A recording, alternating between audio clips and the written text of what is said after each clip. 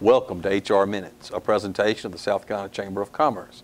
I'm Tim Timmons, the HR Director at the Chamber, and every month we're going to bring you a different video segment that's related to HR topics and HR issues. Today's our first one, and we're happy to have with us Dr. Will Floyd. Dr. Floyd is the Medical Director for HealthWorks, Palmetto Health's occupational medicine outreach, which serves the corporate community. He also serves as the Medical Director of Palmetto Health's own Employee Health, covering approximately 10,000 of their employees. He's triple board certified in occupational, internal, and preventive medicine. Dr. Floyd, glad to have you with us today. Thank you, Tim. Glad to be here. Appreciate you taking time to spend a few minutes. We've heard a lot in the news and in the papers about the new flu vaccine we're talking about, the H1N1. You hear about pandemic flus, and people really haven't had a chance, I think, to understand all that is. And that's what I want to talk to you about a little bit today. So we'll move on with that. Can you tell me a little bit about the impact of the regular seasonal flu, and also tell us a little about the projections for H1N1 and maybe what the differences are? Certainly.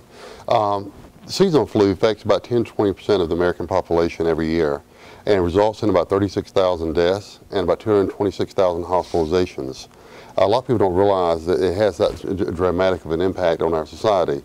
It also accounts for about 70 million missed work days and about 38 million missed school days a year. And that's just talking about the regular seasonal flu. Now, if you hadn't heard about H1N1, you've probably been living under a rock for the last 5 months because it's been all over the news. But what is it that is causing all the concern among the public health agencies? Well, the fact that nobody has the immunity to it, number one. And because of that, the infectivity rate of it is a lot higher. Matter of fact, there's a U.S. report that came out about 2 weeks ago that projects that possibly before this is over, approximately 50% of our population may be infected with H1N1.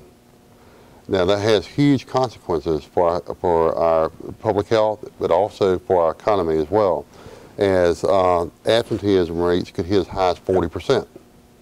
And with half of those being out because they're infected themselves, and the other half of those employees being out because they're taking care of a sick family member. Right now, the same U.S. report that came out is projecting that, again, before this is over, that there may be 30 to 90,000 deaths related to H1N1, not because it's a more serious or deadly infection, but simply because more people will be infected with it before it's over.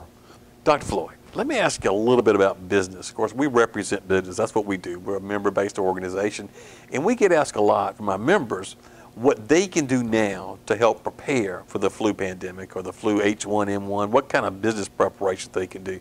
Do you have any words of advice for those folks? Certainly. Both CDC and South Carolina DHEC both offer a lot of guidance for business community. I would check out their websites and check back on a very frequent basis, at least weekly, to see what kind of, if those guidelines are changing and see what kind of updates are available. Also, they need to plan for absenteeism. As we mentioned earlier, the H1N1 being a pandemic and being heavily hit here in South Carolina, the absenteeism could hit as high as 40%. How are they going to maintain business operations? How are they going to meet deadlines and provide the services they offer to their clients?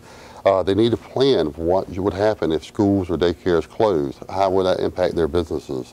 Also, keep in mind that supply chain disruptions may occur, and at least keep that in mind that those things may occur as we progress further into the flu season. Also, I would suggest that they do an awareness campaign to educate their employees about how to prevent the transmission of influenza at the work site. They need to arm their workplace and by putting hand sanitizers and tissues out at all the common areas and make it available so that the employees themselves are not transmitting the virus between each other. Some other things they need to do is they need to have surgical masks available so that if an employee comes down with flu at work, they can put surgical mask on immediately and then notify the supervisor they need to leave and leave the work site. This is critical because if they develop the symptoms at work, they are infectious at that point in time. So the quicker they can get the mask on, the more they can minimize the chance of exposing others. Companies need to ask their engineering or environmental engineering to routinely clean commonly touched items such as the vending machines, the break rooms, things that people are putting their hands on. This virus can live outside the body for up to 8 hours. They need to keep their sick workers home, and this is critical. CDC is recommending that the sick employees with influenza stay home for at least 24 hours after a fever is resolved in the absence of any fever-reducing medications. They need, now, that's going to be 3 to 5 days in most cases for someone who develops influenza. They need to look at their policy for illness and have a lenient policy during this flu season, because people will be using it, either again because they sick themselves or because they stay at home with sick family members.